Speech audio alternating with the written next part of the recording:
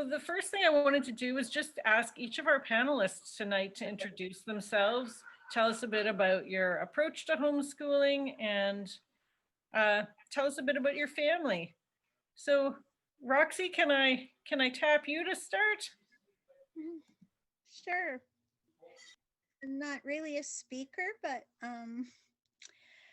I'm Roxie, and I'm a mother of 6, and my kids range from age 39 to 19, and I have 4 grandchildren. And I've always kind of homeschooled our kids, all of them. The eldest 4 went in and out of the public system. I kind of took them out to homeschool them when, say, we'd be traveling or they weren't doing well in school. Some of them attended alternative program at Lower Secord for a while, but we live in the inner city, so and I started decolonizing our homeschool. I find the eldest children tend to suffer the most in anything, they're kind of our experiment.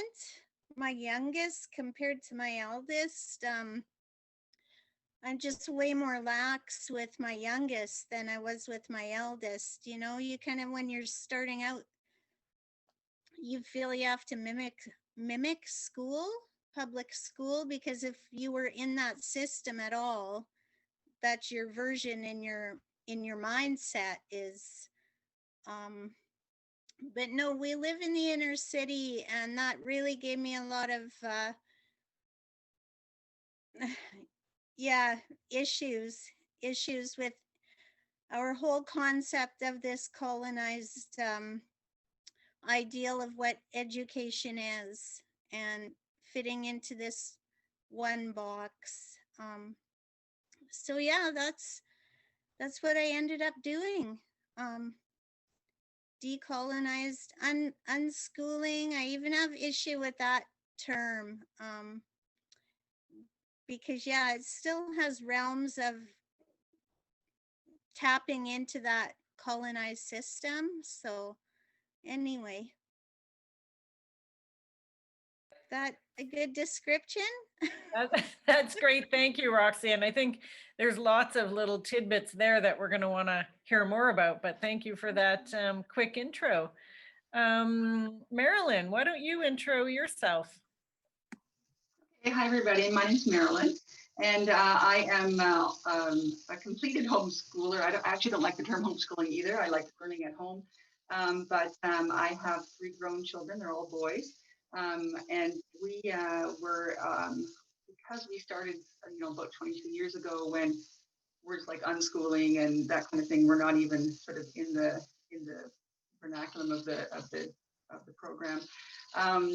We, when we first started, we did, just as Roxie said, we felt we had to do school at home. And so I started out, but very quickly, started out as a school at home, and then very quickly shifted into more of an unschooling style of learning at home, and continued that way until my boys were in their teens and head into the high school years. And at that point, we kind of, as we discovered what their needs were, we sort of became more structured as they required. My oldest son is 27 now. He's an independent game developer. He lives in Vancouver and has a gaming studio with his working partner. And then my middle son is a musician and a composer. He's going to school now to get his music degree. He's gone back to school. He's 25. And my youngest son is 22, and he's an electrician, just doing his 2nd year as an apprenticeship right now. So they're all grown, and and yeah, it's been obviously I don't know. I think it's been a wonderful experience raising them and learning at home with them, and yeah, very feel very good about many of the things we did. So it would be fun to talk about some of those things. Right, thanks, Marilyn. Deanna, your turn.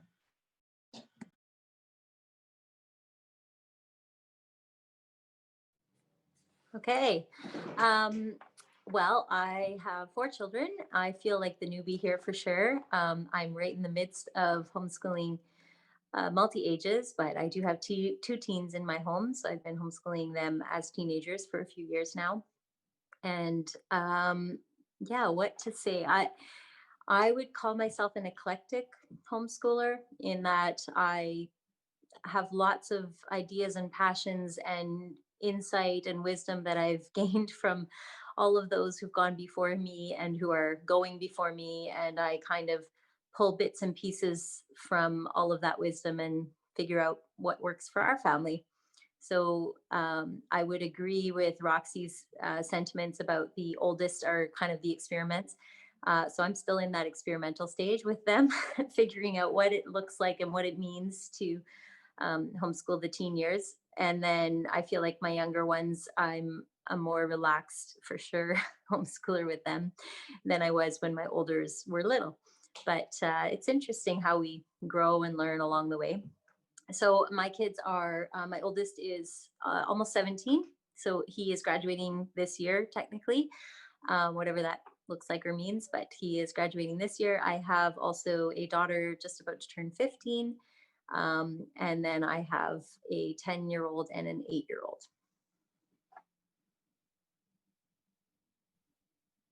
Wow, thank you.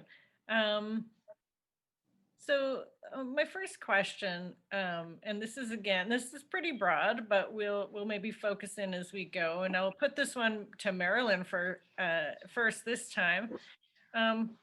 If you could talk a little bit about maybe what some of the joys have been for you in homeschooling during the teen years, or some of the highlights. Okay, I think that focusing on the joys, I think for me it was, and this is true of our entire home learning journey, was that the amount of time you get to spend with your children is tremendous, and as you see them developing into the adult selves that they will become, just the joy of that. Like, to be honest, like that's been the biggest piece of it. The amount of time you get to spend in conversation with them, in discussion, hearing their thoughts about things. We're a big conversation family. And so having that kind of interaction and having the time to have those kinds of experiences with them and conversations with them, and watching them and working with them as they develop to sort of help them find their pathway. I think for me, that's probably the most valuable piece of it from my perspective.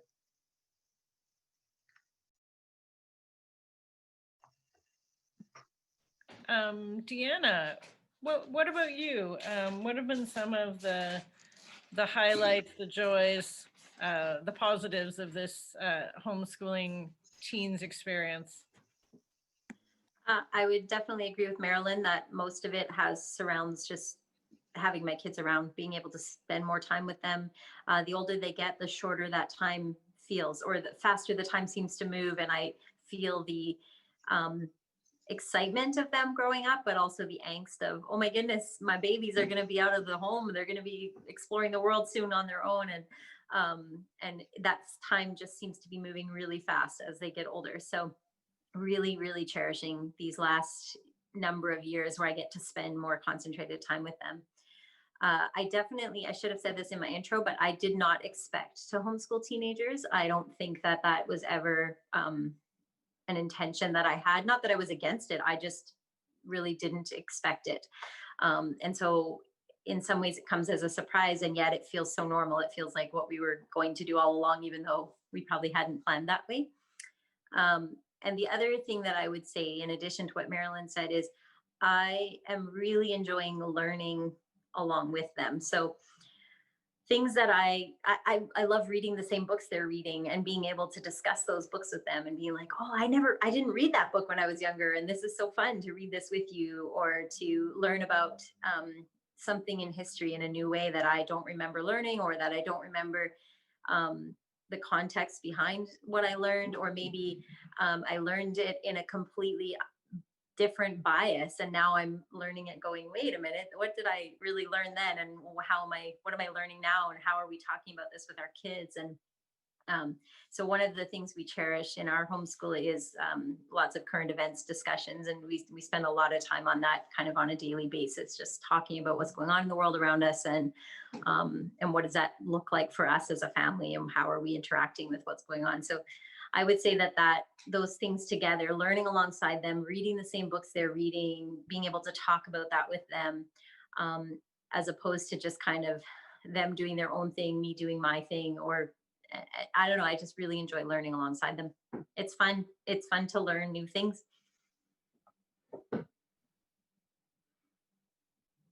That is one of the main big benefit of homeschooling is getting to school yourself, or getting to learn yourself as a lifelong kind of activity for sure. Roxie, what about you?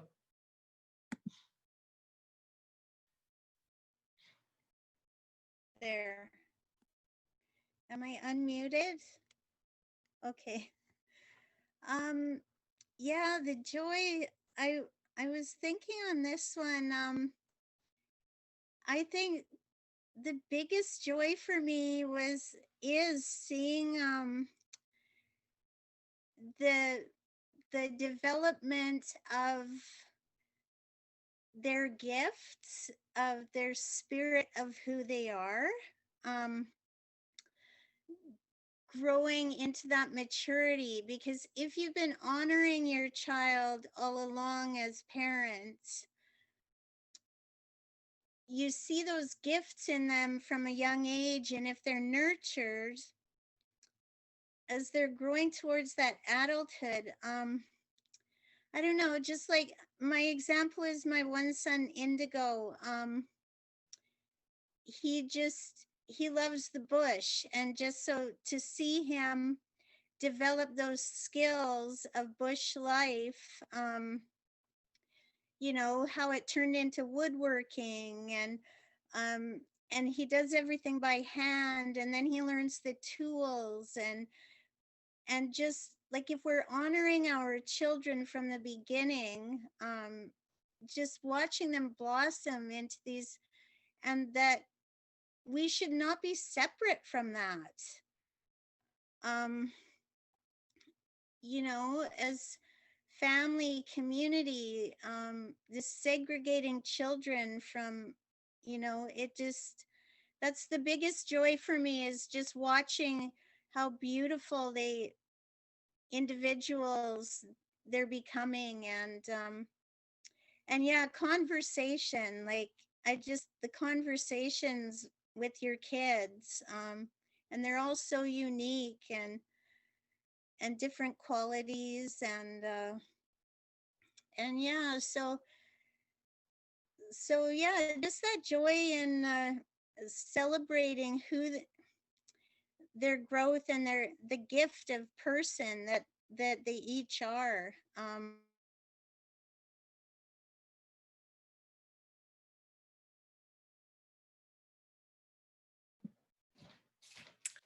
I think maybe Roxie, it looks like your screen has frozen up a little bit.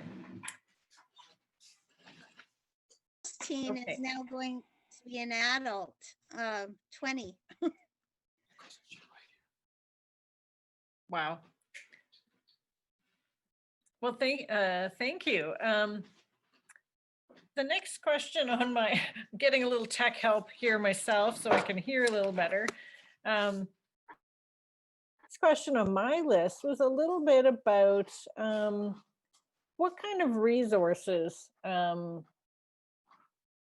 were most helpful to you at this stage. That could be people, or it could be anything really, but why don't we start with Deanna, if you could speak to that question a little bit. Sure, yeah. I thought about this a bit, and I was like, what is helping me? I don't know, because I feel like I'm constantly on the hunt for new resources, or changing the resources I'm using, because you try one thing and it's not working exactly the way you hoped. But I would say that some things that have helped me, for sure, communication with parents who have gone before or who are in the midst as I am, but maybe just a year or two ahead, just for reassurance. So I would say community. times 100 would be my number one resource, because it is hard to fully trust the process and trust yourself and trust your kids and trust the whole journey without having some positive voices around you and some good community. And so super, super grateful for community around me. That has been more challenging with COVID, obviously. Community looks quite different, but I think that has been a huge resource. And for my kids as well, they've really valued community on their journey. As far as other resources, we do a lot of different things. So we don't have like one set curriculum or one thing that we really follow in any given thing.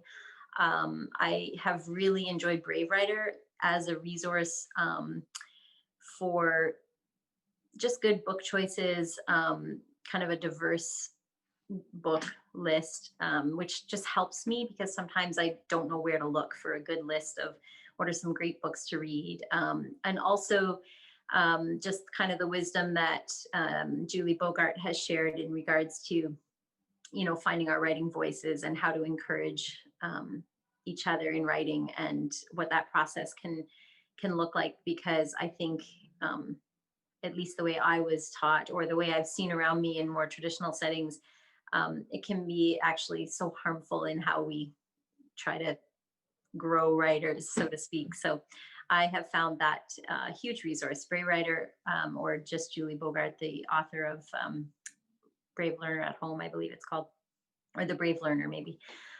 So that would be one resource that I've found super helpful, not just in writing and reading, but also in homeschool wisdom. And finding kind of those little clips or little things that are helpful in regards to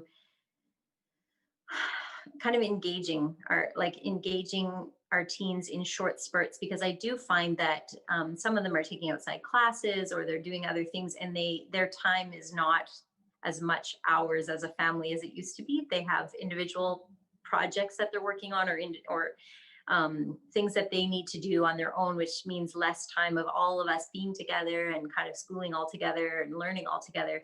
So that's sometimes challenging. So then how do we keep that? And we spend a chunk of time every morning together where it's just kind of connecting as a family, or me and the kids. I guess my husband isn't around for that, but just connecting over breakfast. And we usually, mentioned the current events. We usually look into different options for current events. Sometimes we watch CNN 10, which is like a 10-minute news clip for kind of geared for teens. And we might break that apart and kind of see if there's biases in there that we need to kind of pull apart. And when what are the sources we're getting our news from? And we look into elections if they're happening and kind of maybe dig into that a little bit and what's going on. Or some of the events, especially right now, there seems to be events all over the world that are really important that we need to kind of talk about and figure out what that looks like for our family.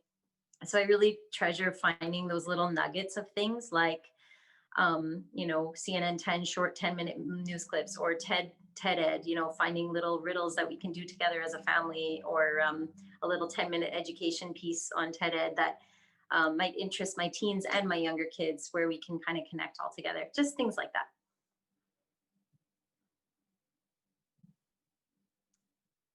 Thanks, Deanna. I have some questions, but I'm going to hold those for a little bit and let our other folks speak to this question. Roxie, what were some of the resources and supports that you draw on most in your homeschooling?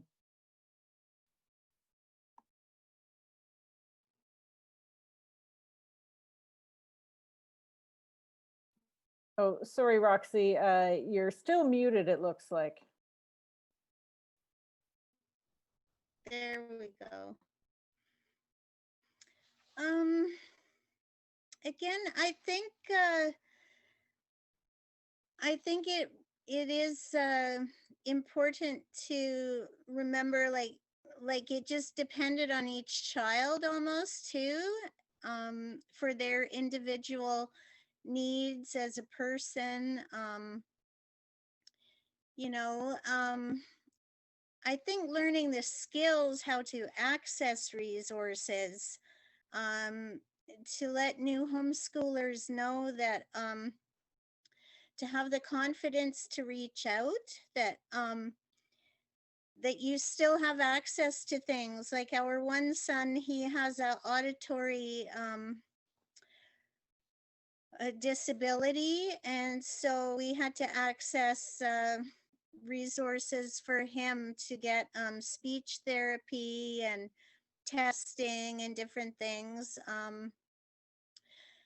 My one son, Dakota, who is a entomologist in forestry, when he was a teen, so he always was into insects, and that just grew with him over the years. But then we reached out to the university, to the entomology department when he was 16, and they were really accommodating. Like they invited him out to field trips, and you know, I was a sort of a grassroots homeschooler when I started with my eldest. Like there was only a handful of us. And so I really, really felt blessed to have friends who also were homeschooling. Community here in the inner city. So my youngest, he has Hashimoto's, hypothyroidism. He was very ill for a long time before we knew what was wrong with him. A woman from a homeschooling group here in the inner city reached out to me, and that was life-saving for us. And they really fit who we were as unschoolers, decolonizing. There was no expectation, no judgment. We were really accepted for who we were and what, you know, because when you have a child who's ill, it's really debilitating to the whole family. Like it just, you're often left in isolation. And so, yeah, just having those individuals in community as a support. So yeah, learning like resources, I mean, they're across the board. Textbooks, I don't really know what you mean by resources, because they're everywhere. And I would say just to have the confidence, and when you come up against something that says, no, you can't do that because you're not fitting in the norm or whatever, try somewhere else. Never give up, because those resources are there. And yeah, so that was it for me.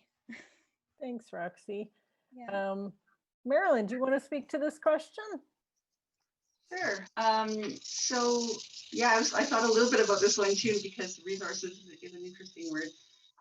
But I think at the end of the day, I really think that there's sort of a couple of aspects that I thought were really important. One was that as I thought it was really important for our boys to be involved in a community where there was a broad range of ages, so that they were in a position to engage with all kinds of ages, because I think that's one of the most wonderful things about homeschooling, is that you're not categorizing these little blocks the way you are in school based on age. And so I was part of a community group that met once a week, and that was a great resource in terms of as the boys got older, they became leaders in the context of that community. And so the opportunity to, sometimes lead a program or engage with younger kids and do some programming with them, or just do programming. Everybody's learning the same thing at the same time, and they're all at different stages and spaces in time, but they're all just learning about it in their own way, and where they're ready to learn whatever they're going to learn. Like you can have a topic, and what you learn when you're 7 and what you learn when you're 17 are the same and different, right? So having that opportunity to kind of be in a community learning environment, I think is really valuable. Hard, I understand right now with COVID is more difficult, of course, but you know, if you have a group that you can get together with and on a regular or irregular basis and have that kind of community, again, it's a community thing where the word communities come up. I think with all of us, we're having that community of learning and engagement and experience is so valuable. And then as the boys got a little older and their interests became more defined, I think the most valuable thing we found was seeking out mentors. And mentors are so incredibly valuable when they, especially have a very strong interest. All my boys, actually two of them, not the youngest one so much, but the two older ones had very specific, strong interests. And seeking out mentors, and it's really interesting to seek out mentors, not like people always think of mentors as being older. Mentors don't have to be older. They sometimes are. And like my middle son was very interested in theater. And he had a mentor who was an old person. But my older son, as a game developer, he found some mentors who were just a few years older than him. And just the value of having that mentorship opportunity of learning from people who are excited about the things they're doing, whatever their age. The age difference can be large, it can be small. It's all extremely valuable. And so having that opportunity and finding mentors is really hard. So I'm not going to say that's an easy thing to do. We struggled with my middle son, whose interest for theater and music, to find him a music mentor. It sounds like it should be the easiest thing. It's easy to find a music teacher. We found it hard to find a music mentor who had that same kind of, I don't know even know how to describe it, that my older son was fortunate enough to find in his mentors. And so, you know, seeking those out, hunting around, finding them, and just don't give up. And I think if you can't find a thing, I always say to my boys, if you can't find a thing, make it for yourself. Like if you want to do a thing and you're excited about it, don't let the world tell you there's no opportunity out there for you to do it. Find a way to do it and find a way to find a group that'll do it with you. And it's just a little bit harder work. You know, we ended up, my middle son, when he was interested in theater, we made theater happen. We didn't, you know, he later joined some theater groups, but we started with the group that we were involved with. We just started a theater group. We did a play every year. And we made that happen because at that time there wasn't a resource for that out there. And so I think if you want a thing, if your kids are interested in a thing, that you don't give up because you don't see that opportunity there. Find a way. There's a way. There's always a way. Sometimes it's hard, but it's also findable. So I really encourage people to, you know, be proactive about finding the resources that your kids are looking for and that they really need. Sorry, I rambled along there. That's all. No, thank you. A question, I'm kind of going off script. Three of you spoke to was the importance of community. I think what comes to my mind, and part of the thing about teenagers, well, let me start at the beginning. When I first started homeschooling, I put a lot of effort into finding community and trying out different groups and going to a lot of field trips in an attempt to find, you know, other people who are doing this not going to school thing. And eventually, after 2 or 3 years of that, felt like enough coalesced that I really did feel like we had a good community around us, in terms of having a group and having just friends who you could call and have play dates with. And I feel like high school or teenagehood is almost like now you're in a new stage of needing to do that, because so many families, their children end up joining public school at some point. And so your teenager sees that community start kind of falling away. And I can't say that my teen complains about that at all. But as a homeschooling parent, I feel a bit like, oh man, now we have 3 years, you know, possibly around 3 years left of where I feel this responsibility. But how do you work at creating community at this new phase of life?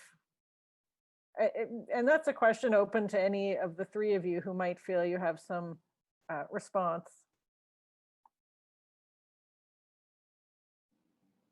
I'll just say that it's really tricky. It's not easy. And I would say that for us, community has shifted over the years, like what different communities that we've been more a part of in certain years we're less a part of now, but we're a part of new communities and we're more in touch with them. And it's shifted over the years. And I think for my older ones, sometimes that was challenging for them. And they were like, oh, it feels like I'm starting over all the time with new friendships. And I kind of saw it as a positive, but they didn't always agree with me. And yet now they would definitely say they value the relationships that they've built over time, and they have a pretty wide circle.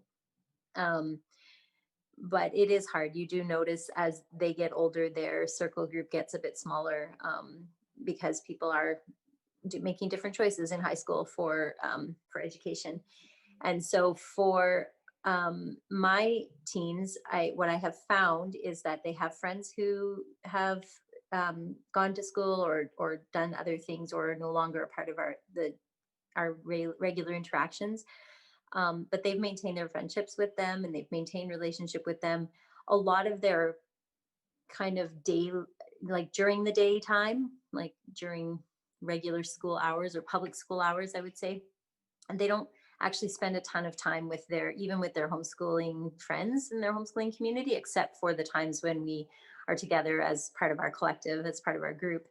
Otherwise, they often would see them more evenings and weekends anyways, just like they would see friends who are going to a public school during school hours anyway. So I haven't felt like it's been a huge detriment that has happened. They built the relationships early enough that the foundations are there, and where each other is being educated is less important now for them. And so they've been able to maintain those friendships in different circumstances. I guess that's the best way. They also have quite a few friends outside of their kind of homeschool community that they have built through extracurricular activities. So both of my teens are extremely involved in theater and dance, and they have made a lot of connections through their theater and dance activities that have lasted.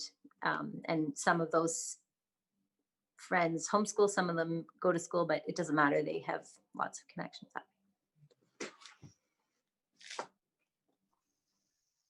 I think that I would really second what Deanna said about it. It is hard to maintain some of those relationships as they are in the teen years. And we moved here when my oldest son was 14, and he actually never found a homeschool community here. He ended up going to school for most of his high school because we just couldn't find relationship in that age group at that time.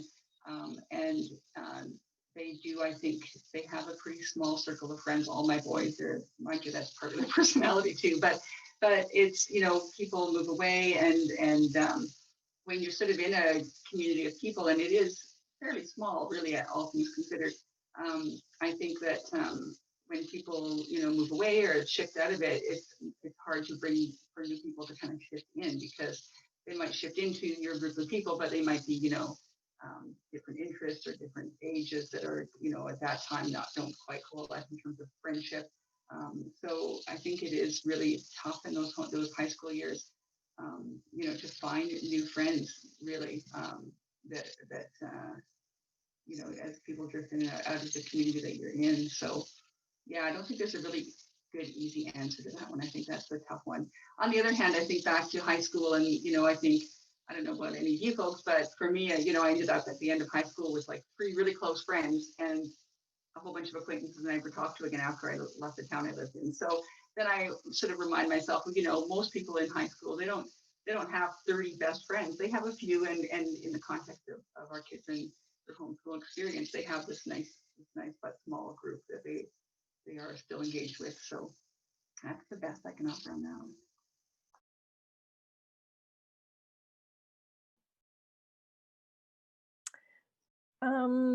Maybe at this point, I'd like to open the floor so that we could answer questions from any of you who might have some things you'd like to ask.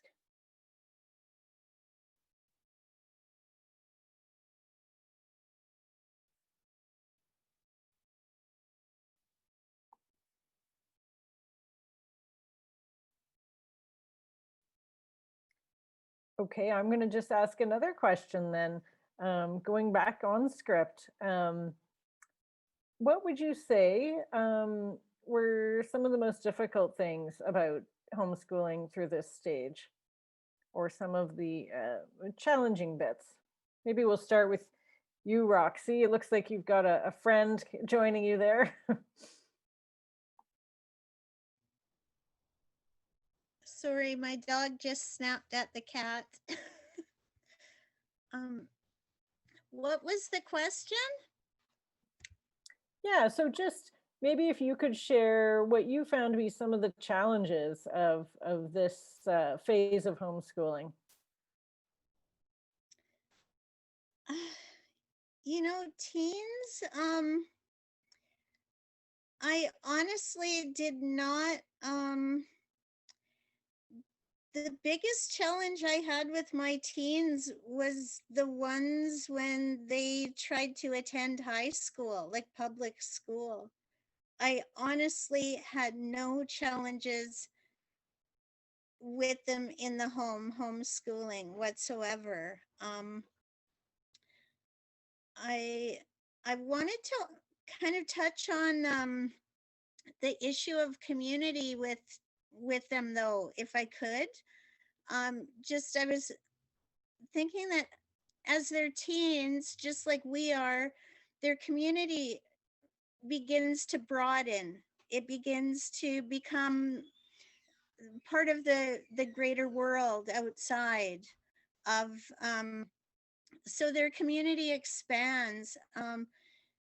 Our children all had employment from the age of 15 on. They've always worked, always had jobs. So, and attending, you know, swimming, they would meet people, you know, like Deanna said, like the dancing. So not to worry about that so much, because their world broadens, their community broadens. It's a natural process. So community happens. Your kids will become a part of the world. And but yes, challenges, homeschooling teens, anything, it was not within the home. It was mostly outside.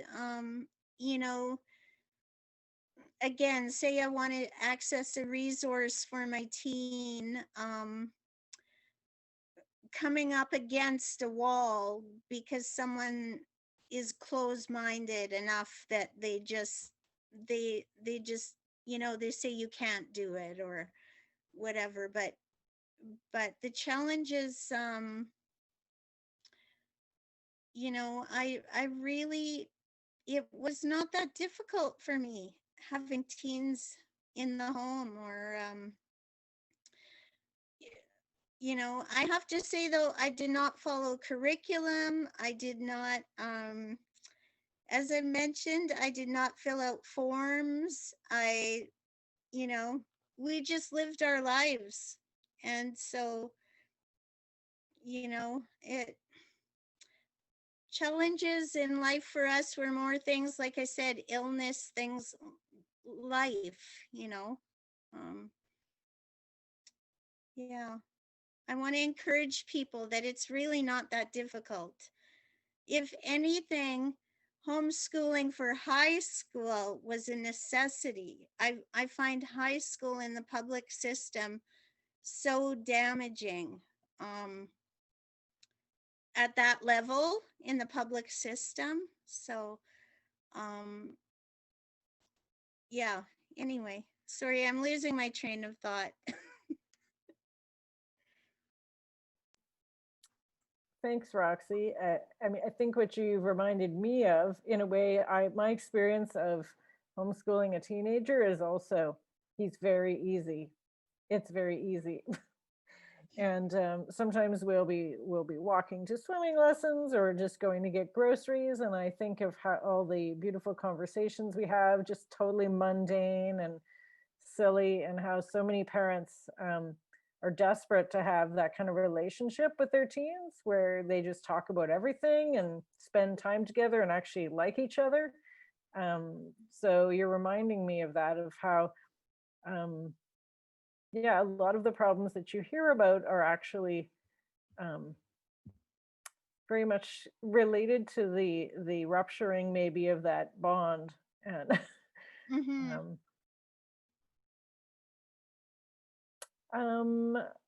Marilyn, do you want to speak to the question of challenges?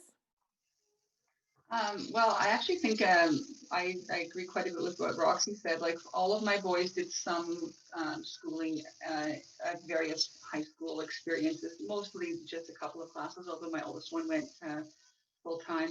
And actually some of the hardest things we had were experiences with the school system. Not so much, I mean, you know, the curriculum was what it was. But more that socially it's a very negative, it can be a very negative experience. And so I think that for my boys, that was probably the area of the greatest sort of difficulty in terms of dealing with the system. And at the time that we were homeschooling and trying to get our boys into, you know, moving into post-secondary, it was, you know, we decided that it was valuable for them to have a few courses just to ease the pathway through the regular system. And they agreed. I mean, we wouldn't have done that if they had not been in agreement, but they wanted to do it as well. And so that took us into that school system to a certain extent. And I would say that overall, it was not a particularly positive experience. And probably the most, if there was any angst happening in the house, it was angst from that. That I would say that, yeah, that was probably the greatest challenge. And then the other is just sometimes finding resources, you know, if they have a really strong interest in something. And like I said, because we value the mentorship model, you know, trying to find mentors, that was certainly challenging. But my boys are beautiful and very easy to talk to. And they're like, we didn't have like a lot of, I don't know, I watch TV shows once in a while and I think, who are those people that have these, you know, like our boys just didn't do that. They didn't have like a lot of angst or, you know, I don't know, mood swings or running around. There was nothing. Like they're just super easy to be around and really enjoyable. So maybe I'm just lucky. But yeah, it was in terms of that kind of thing. It was, you know, we didn't really run into a lot of challenges except for those issues with the school system.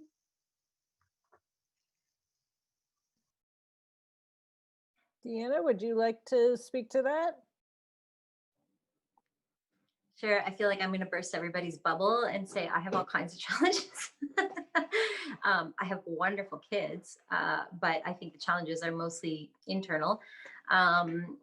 So for me, I think where to start with that? I think my challenge has been trusting the process and trusting that whatever it is we're doing is enough. It's okay. It's that I'm not setting my kids up for failure. That's just kind of always my fear. Am I setting them up for failure? Is there something I'm not doing on this path to help them that is somehow going to hurt them in the long run? And so I think, especially in the last couple of years, as my kids have gotten older, all of a sudden I'll wake up and then I just in a bit of a panic, like, oh man, what if I haven't done something and it's so important that they know, or that maybe I haven't exposed them to something that they need to be exposed to. And this is why it's so important to have people who've gone ahead of you to talk to, to say, yes, it's okay. Like, and again, if you reflect back on your own, if I reflect back on my own growing up years and all the things that I would have missed, and I'm not even talking academic gaps, I'm just in general things that I wasn't exposed to, didn't really learn or even ever think about at the ages of in my high school years. And and I'm okay. I'm not perfect, but I'm okay.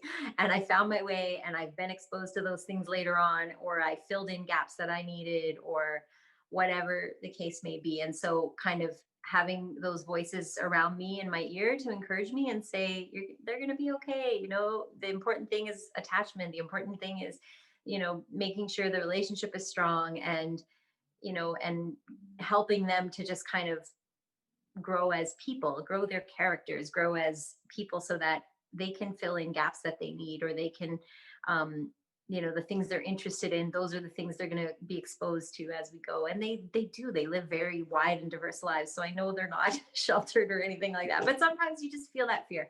So I think the challenge for me is trust. That's an internal challenge for me, is just trusting the process. For my kids, I have my son is not very moody, pretty easy to get along with, also very generally pretty compliant, which, not that I need anybody compliant, but it's been easy to just kind of move along in whatever. He has chosen to take some outside courses last year and this year for some of his sciences, which actually was a big relief to me, because I didn't really feel like what I was doing or what we were doing at home for science in those ages was fun. It was kind of boring, actually. So I was like, we need something more exciting. And he found that in the courses that he's taking. So that's been a really good fit for him. My daughter, who's 15 or turning 15, is a different story altogether. I don't know if she'll take any outside courses, except for she does do some courses with some other homeschoolers, and she is extremely social. So that works well for her to engage with other homeschoolers in her learning. But for her and I, it's often our challenge has been more around, you know, just figuring out what works well for her, which is different than what works well for my son, and me adjusting and adapting to that. And it's not a one size fits all. I can't use even some of the same resources don't work well for her at all. Like things that were great for my son were not great for her. And so figuring that out together and making space for that has been challenging, but also rewarding as we find things that actually suit her well. And it's like, oh, this is really working well, and this is great. So that's been good. And I think the only other thing I would say when I thought about this topic was time management with my kids. That has been probably also a big challenge for me.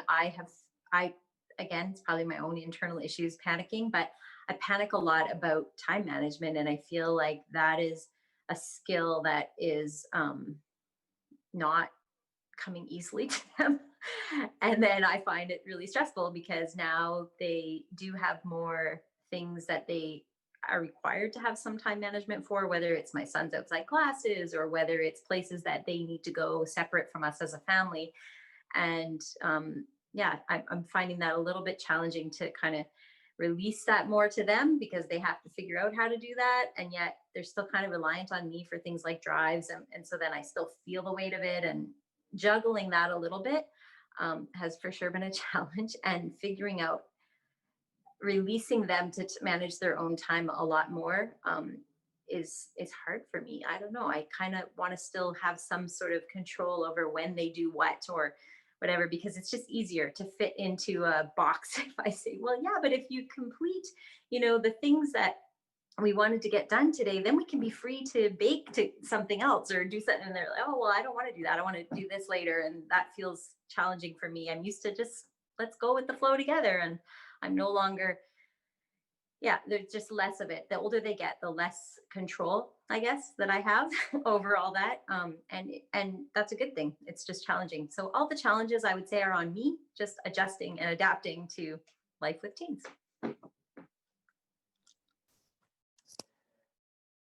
Thank you.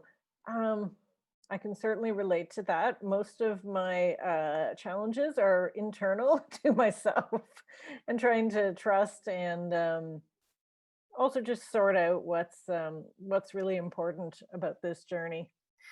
There's a couple of questions coming in on the chat. So I'm going to read the first one from Adrian.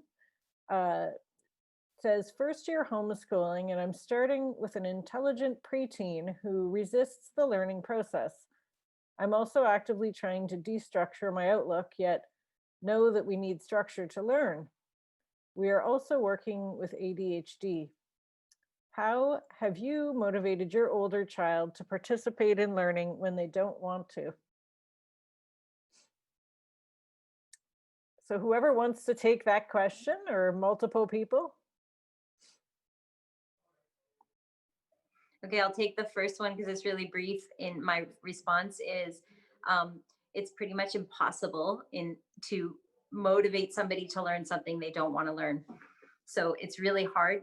The trick is to engage them in wanting to learn something. So finding ways to enchant the learning.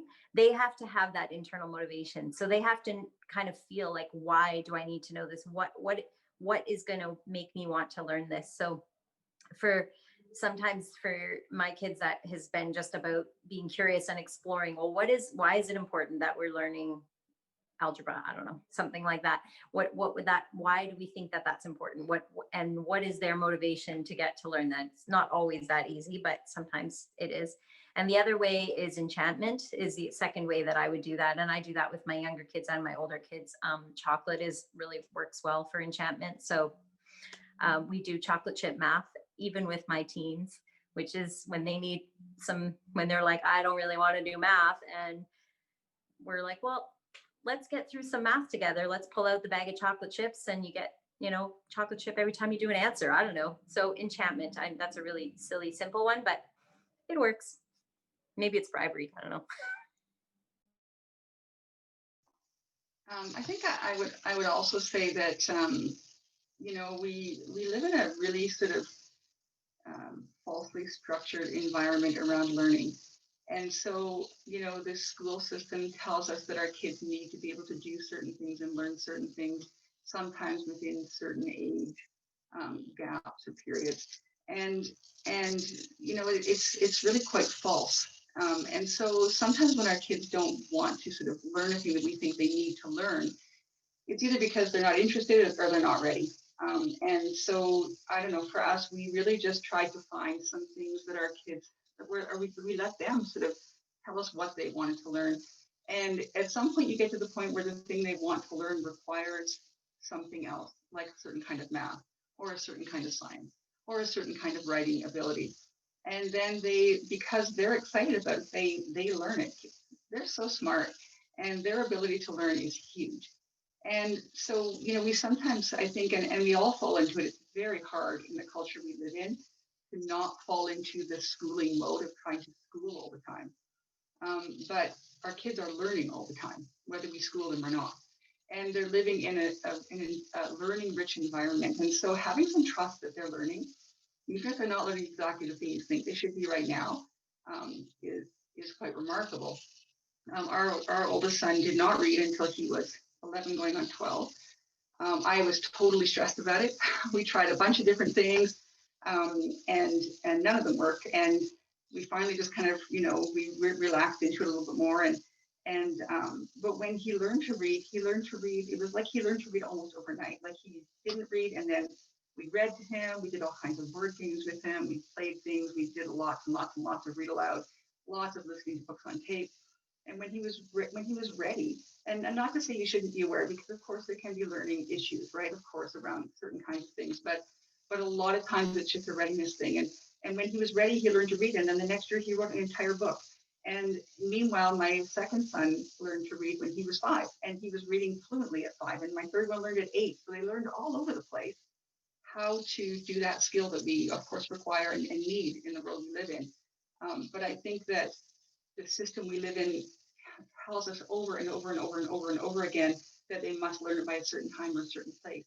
Or, like my oldest son also he'd be doing math and he'd be frustrated, but he liked doing math, but he'd be frustrated. And we'd say, well, just walk away from it for a couple of days. And we would often find that he'd walk away from it and he'd come back 2 days later and go, oh yeah, I know how to do that now, because his brain had time to kind of, I don't know, somehow while he was just wandering around doing whatever he was doing, his brain was working on it. And then he came back to it. It was there for him. And so, taking some of the pressure off, I think, is important, and understanding, like I said, that they are living in a learning-rich environment. If you're in a homeschooling home, that is a learning-rich. It's not like a deficit environment. It's a positive environment, and they're going to learn all kinds of things as you go along. So I'd really, I don't know, I feel very positive about that. And you know, having 3 grown adults now who, and I'm sure Roxie's in the same, we're all in the same boat really, but they're fine. Like they learn all they need. It's quite remarkable.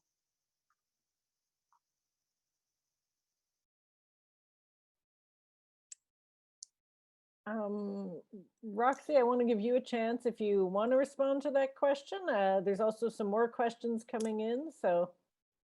Yeah, just quickly, the same thing Marilyn just said. I would suggest asking, but also watching. Just take the time to de-stress yourself, to watch your child and see what is it your child wants to learn. Ask your child, what do they want to learn? Because yeah, honestly, and I can just say it because I have 6 adults now who are perfectly functioning out in the world. And so stressing yourself that there was this I still follow homeschooling things. I'm learning all the time. I have 4 grandchildren. I don't want to stop engaging with them and knowing new things, and decolonizing smart. We have to change our mindset of what education learning has been told to us. We're learning all the time. I'm learning how to use Zoom right now, like, so yeah, I would say take yourself back and yes, ask your child, what do they want to learn? Watch. I'm sure they have an interest. That's what I was thinking. I know I've one of the most frequently asked questions of me as a homeschooler is, well, people will usually comment, I could never homeschool. Like I couldn't, my child wouldn't learn from me and I couldn't force them. How do you do it? I'm like, I don't, I don't force them. And that's, there's a lot of anxiety rippling under the surface of me on some of these things because we have, the school system has a very specific set of outcomes and things they want us to know. And if we're not, we're still somehow attached to that idea, but trying to get ourselves free, can be a pretty struggly time. I'm noticing there's still a couple more questions, so I'm just gonna jump into the next one here. I'd love to hear more, says Trisha, about how each of you manage your time to create one-on-one time with your teens, especially when you have other children. And secondly, she's asking your experience about with teens and their relationships with screens. Do you put limits on it or let them regulate themselves? And what is the average amount of time they spend on a screen in a day?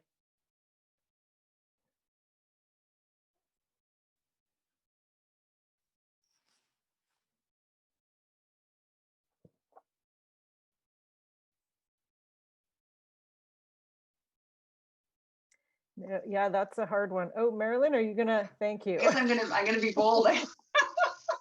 I think that it is hard when you have multiple children and multiple ages and interests to find that one-on-one time. And I think that probably the way that happened the most was just really being like learning with them. So if they were interested in a thing, taking the time to learn something about what they were doing as well, so that you have that engagement with them on a one-on-one basis. But it is kind of carving out time, and it is hard.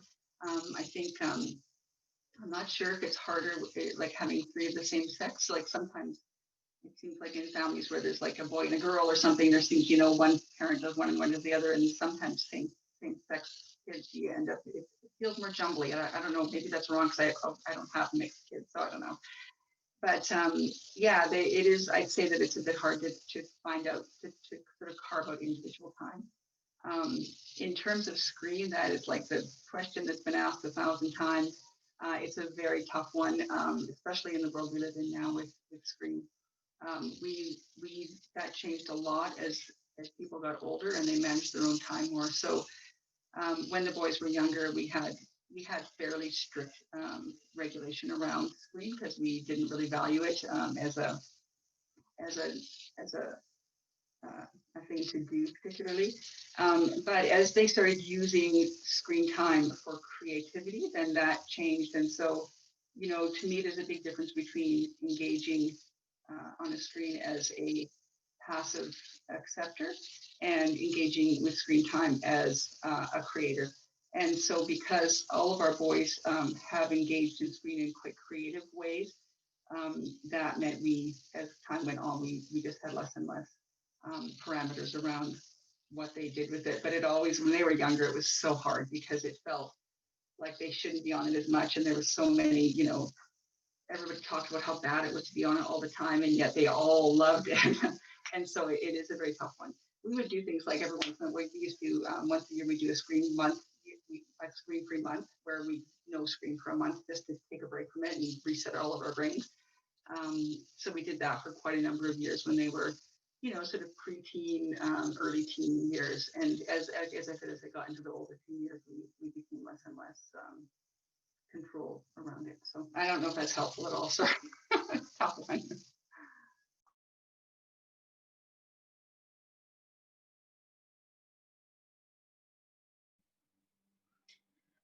I have found for carving out one-on-one time, it's actually not, it's not even as much one-on-one time, although that happens as well. I find that it's kind of just time with my teens, my older two. So I feel like I have kind of two mini families. I have my teens and then I have my littles and my bigs, I call them.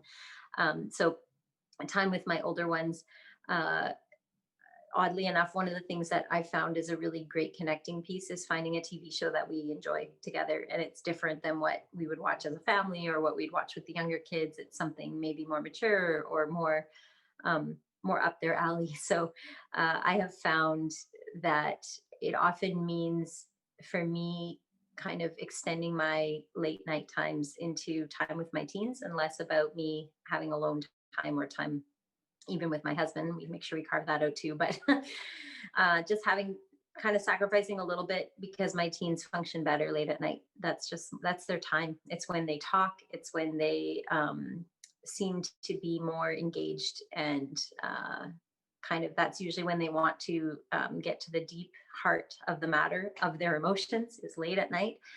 Why, I don't know, but it is. So just learning to kind of stay in tune with that and not try to change it. And it is what it is. And so these years are short, they really are. And I just can recognize that more and more. And so I carve out time in the evenings for them or late night for them, where we'll watch a TV show late at night, just the three of us, or me and one of my teens on our own. For a while we did it like that, and then now they kind of share similar interests in TV shows, so it's often the two of them and me that watch. So that's one way that I have found has worked well, is actually using a screen to our benefit. As far as screens in general, I don't really have strict rules on times with screens. I've gone back and forth and all over the map with that, like most of us, I'm sure, have done over the years. And as technology has changed and COVID has added a whole other element and dynamic to screens and what that means, because right now so much of their social life has to be on screens because it's not in person. And just trying to kind of find that balance I have found tricky, but also important to not be rigid about it. And so to just sort of navigate it. And for us, the biggest thing is conversation. We just make sure the conversation is always open about screens and about the use of screens and how we're using our time. And it goes for me too, you know, how much time am I spending on the screens? And it doesn't go one way. One thing I do have guidelines or boundaries with my kids is that my older two each have a phone. One is more of an iPod, I guess, than a phone, and the other one is an actual phone.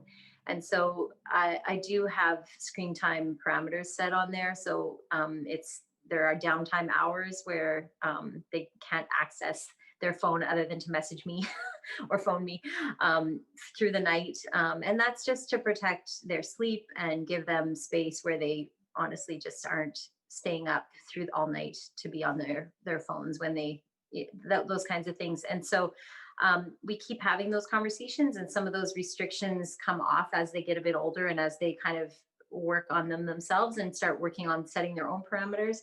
But I have over time set different restrictions on their phones of, how many hours on YouTube, for example, where it's consuming as opposed to creating, and then just kind of switching that up for other things. And then it's interesting, the conversations that have come out where they've, come talk to me and said, I feel like I've been spending too much time on YouTube lately. So I've decided that this week I'm going to actually take it off my phone. I don't want to be on YouTube this week. And I have other things I want to prioritize. And I'm like, great. So kind of helping them find that on their own. But it's a two-step process. So some of it is my involvement, and then them helping finding out on their own. So that's where we're at.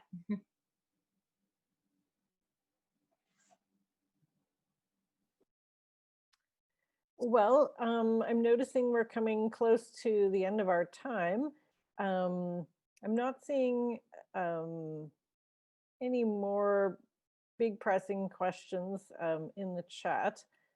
Maybe there's one or two that we could address one-to-one at the end.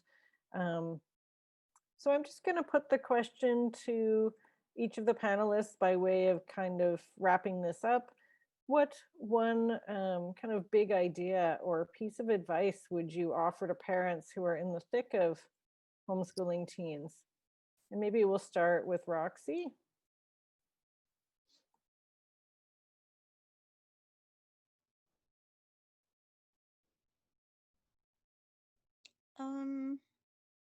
Sorry, what was the question again? Sorry, just ask. Big idea you said, or? Yeah, or just piece of advice, something you'd like to share with the group by way of wisdom or a story that might, just help us on our way. I think I would say keep learning yourself is the biggest thing. I would say keep educating yourself, keep an open mind.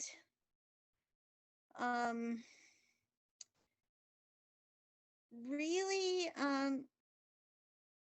don't fight with your kids. I don't know. Like I say, I have 6 kids, and from my eldest to my youngest, there's 20 years, right? They're 20 years apart. And just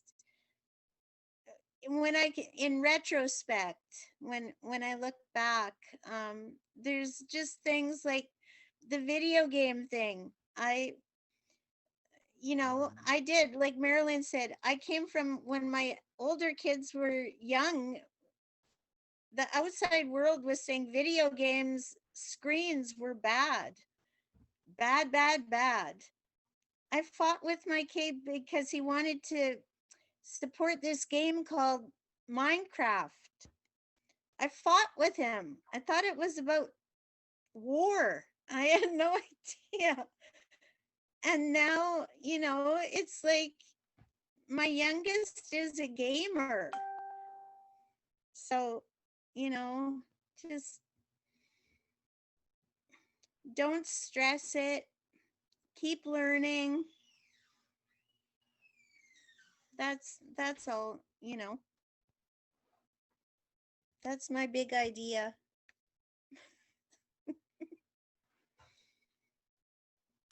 It's funny because I was asked what my advice would be for people like homeschooling younger years, and that was exactly my advice. Like, don't stress.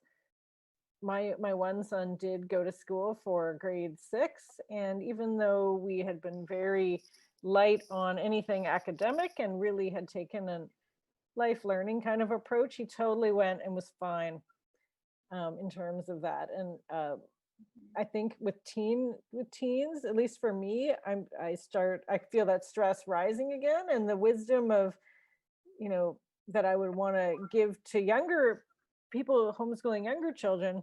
Maybe that's the same wisdom we need to give in homeschooling teens. Just cool it down, enjoy the relationship, and yeah, don't fight, like you said, with your teens. Marilyn, could you give us some comments?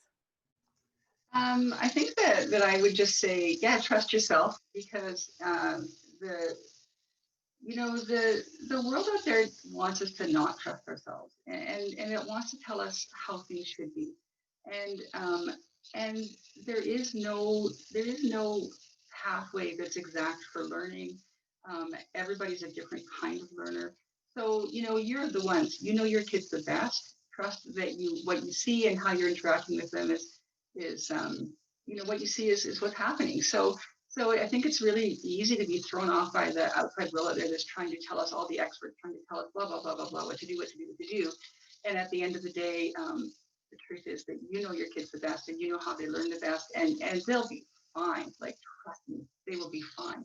So, people don't homeschool because they don't want to spend time learning and doing things with their children. They do it because they want to spend time with their kids and doing things to help them have a great learning experience. And so that's so important, and if what we're all doing or did, and so that trust is important. And I think that if I could, like, as way of encouragement, just say that I find it really interesting now as somebody who did home learning with my children for 20 years, and they're grown now, and they are my mentors now, and the value of that, like having this experience where the learning is actually turned the other way, and they're teaching me things all the time, and they're keeping me in touch with what's happening in the world, and especially what's happening in the world for those 20 somethings out there, and what they're doing. And so, it's a wonderful thing, and that's the future. If your kids aren't that age yet, that's your future, and it's fantastic. And because they've had this great rich learning experience with you, they want to share what they know back with you. So it's very interactive. All those hours of sitting around the kitchen table talking about all kinds of things, which is what we did for most of our homeschooling life. And by the way, talking, number one learning experience is just talking things through. And because from talking you start to wonder about the things that you can learn, and then from the wondering you start to learn, and then it goes from there, right? So yeah, just trust yourself and revel in it.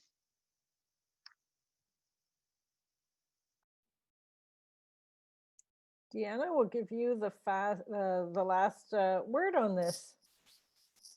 Oh man, what to say? I think that mostly what's already been said. My kids would totally call me out on this because I'm still learning it and I'm still not great at this. My teens would for sure call me out on this, but I would say coming alongside them in their process of learning, as opposed to assigning or telling them this is what needs to be done or that needs to be done. Even if it's things that they've want to do, like even if they've said, I really want to write about this thing that I read. And then, okay, great, you're going to write about this thing. Okay, why don't you go do that writing? Like that to them is right away sets up some a barrier where they're like, I don't want to do that writing. Why am I doing that writing? Well, wait, you said you were going to do the writing. And so I have found that anytime there's been something to be done, whether it's chores around the house, whether it's academics or anything like that is kind of on my list, their list, our list, whatever it is, it works a lot better when I come alongside them as opposed to directing them, if that makes sense. So sometimes if the writing is really hard, I sit with them, and one of my kids is more open to this than the other one of them doesn't want me to sit with them, doesn't want me to do anything with them. The other one, like specifically writing, I don't want your help. I don't want you to sit with me. Let me do my own thing. But sometimes just coming and sitting with them and saying, this is hard. You're right. It is hard to just kind of come up with ideas and put them on paper, or it's vulnerable. It's vulnerable to put our thoughts on paper, and acknowledging that and coming alongside them is, I think, At least that's my intent. It doesn't always happen. As I said, my teens would call me out on this, but it's what I want to do. So coming alongside them in their learning and trusting the process was another big thing, trusting them, and trusting that the relationship we've been building over time is going to continue to build throughout this journey. And actually, I think the third or the final thing I'll say, which has been mentioned a few times about community, but I would say, know that there are people out there who are willing to talk to you and willing to, for you to vent to them about the things that you're worried about, because we've all been there. At least I have been there. I remember when my teens were little being super worried. I remember a specific mom talking to a specific mom about it at the time, whose youngest was the same age as my oldest, or one of my oldest. And I was saying, oh, I'm so worried. I think my kid was maybe grade 3 or 4 age, like somewhere around there. And I'm so worried we're not doing enough, like we're doing, and I listed all the things we were doing at home. And I remember her just shaking her head at me and thinking, I think you're okay. I think they're going to be fine. Like, we read together. That's kind of what we do at that age, or like really trying to simplify and just kind of encourage me. And at the time I was like, oh, I don't know. And now I have lots of moms, saying those things to me about their younger kids. And I'm like, oh my goodness, you don't need to worry about that. You don't need to worry about that. They're going to be fine. But now I need it for my teens in the same way. I need those kind of voices to remind me, like Marilyn and Roxie, who just said, like, oh, it's okay. Like, they turn out to be amazing people. Don't worry about the things you might be missing, or so find those people in your life that will encourage you. Find the people who are just a little bit ahead of you or have gone there already, that can kind of put your mind and heart at rest. And you're, like Marilyn said, we're all in this because we want to be there with our kids. We want them to succeed in life. We want them to, enjoy this process, enjoy their education as best that they can. And, and so if that's our intent, then sometimes we just need somebody else to remind us of what our intent is and where our heart is going and where our kids are going, and that we're going to be okay, and we're going to find our way, and they're going to find their way. Even when we mess up and do it all wrong, they're still going to find their way, and that's just part of life.